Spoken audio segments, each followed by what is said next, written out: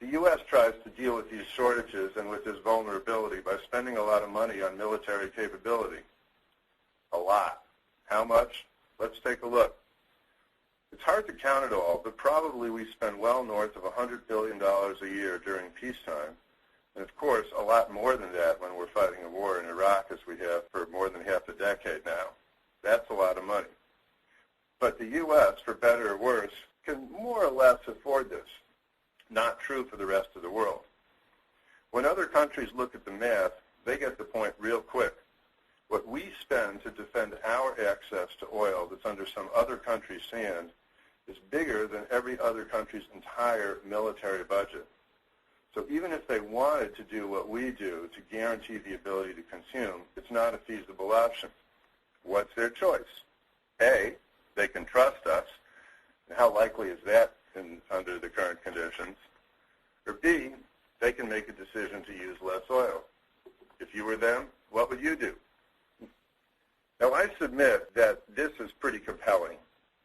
Even if global warming were a complete fabrication, other countries have a very strong incentive to reduce their dependence on energy, and oil in particular, as quickly as they possibly can.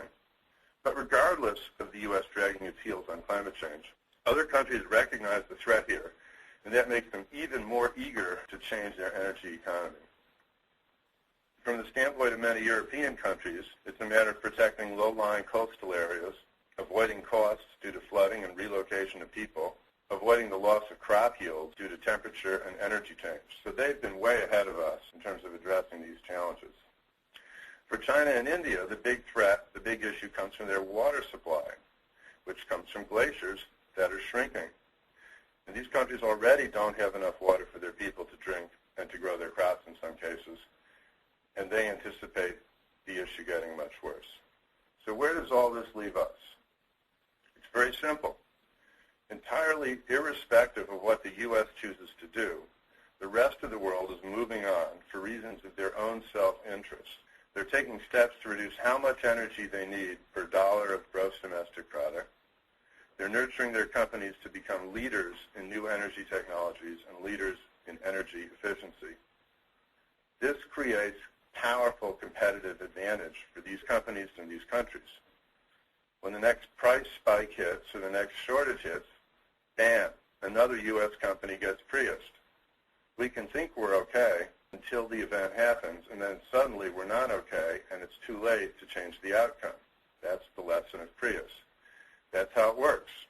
It's not about polar bears. It's about competitive advantage. Let's look at the hill we have to climb. Other countries have already achieved quite an edge in terms of energy efficiency. Japan gets twice the economic output per unit of energy used. Europe gets 25% more output than we do for the same amount of energy.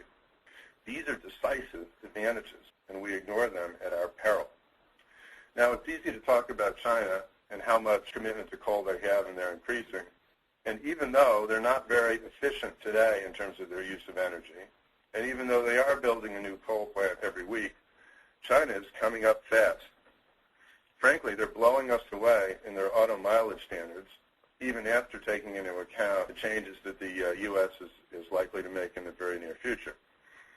And even though they're building a lot of new coal capacity, they're leading the market with ultra-efficient plants, which have a 10% edge over the best American plants. So China's moving, even at the same time as they're a big source of the problem. Now, around this time, and at this point in the conversation, the skeptic is usually willing to acknowledge the importance of America being competitive with its energy economy. But they say, yes, we need to do this, but we can surely meet this challenge if the government stays out of the way and lets the market do its work. People ask, why do we need to do something through policy? If this is really the truth, if this is really the future, let the market operate and we'll come to the right endpoint.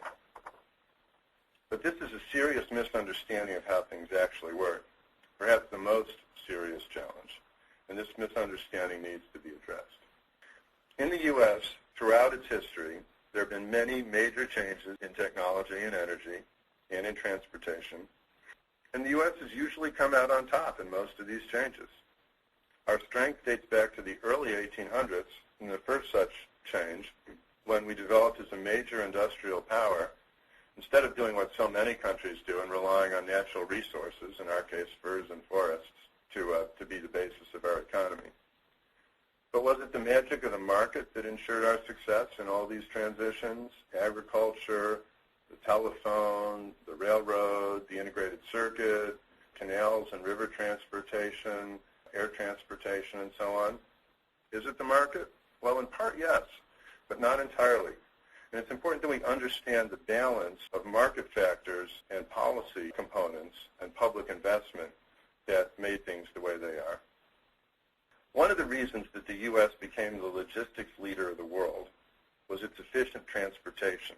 And in several instances, in the case of rail, air transportation, and roads, in all of these cases, there was major government involvement, both to set critical standards and to make the major investments that are required. If you think about it, all these things have kind of a character where the investments don't pay off in the near term. Building airports doesn't make sense until there's a lot of flying. Building highways doesn't make sense until there's a lot of intercity travel and for personal reasons and shipping. And so there's a tremendous need in these cases to prime the pump. And interestingly, security was part of the argument then as it is now. When Eisenhower was a lieutenant in 1919, an Army caravan crossed the country, and it took 62 full days. That works out to an average speed of about 6 miles an hour to cross the country due to the terrible state of the roads. And his decision later on to tie the country together with interstate highways was partly a result of his experience. This is what drives investment. This is what drives competitive advantage. Incidentally, the amount of public investment that was required to build the interstate was about $450 billion in today's dollars. And that's pretty much in the range of what some people say is needed to build out a smart grid that can move clean, renewable power cheaply and reliably across the nation. So there's good precedent for all of this. To take another example, the computer industry and integrated circuits. Even in the high-tech world, which is well served by the venture capital system, major revolutions in technology often require major public investments, though these can be less obvious than in the highway examples. The U.S. semiconductor was well nourished by research subsidies and defense contracts for more than a decade before strong demand developed in the commercial sector. The Department of Defense paid more than half of all semiconductor R&D in the critical early years, and the U.S. military was the largest buyer, practically the only buyer of this technology in the first decade of its existence. So what does all this mean? We are at a turning point. The new technologies of clean energy and efficiency are ascending, and the old technologies are losing ground. And we've been a bit slow out of the starting gate.